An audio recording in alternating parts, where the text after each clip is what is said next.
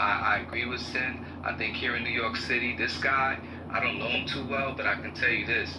What New York needs, New York definitely needs a more competent person, whether it's no matter who's in that seat. Because Bloomberg, he was in that seat, like, right?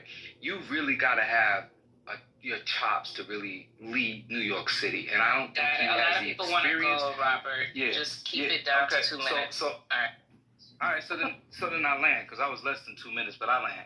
So, I agree, Sin, because I know what's AOC has been running on democratic socialism. But again, my issue with democratic socialism is the messaging. People hear socialism, they make a lot of assumptions. When I have brought up democratic socialism to people within conversation, people make a lot of assumptions because they hear socialism and then they want to equate it to communism and go down this pipeline. And this is what I'm talking about when it pertains to messaging. Sometimes things need to be rephrased, or there needs to be another term used to describe maybe an agenda or a party. For instance, when people were talking about defunding the police, people actually thought people were just going to remove funding for the police. It was going to be the abolishment of the police departments, et cetera, right? Instead of reallocating funds to different programs that would lighten the load off of police and actually directly take care of certain matters that police officers were not trained or educated in on managing, right?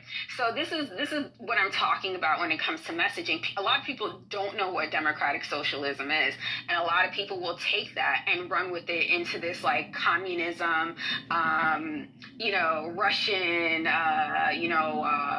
Russian bloc or USSR bloc, pipeline. And it's just it doesn't make sense to me because I understand what it is.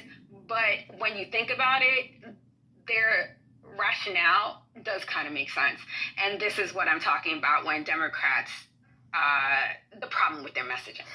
So can we define socialism now? A modern socialism? Okay.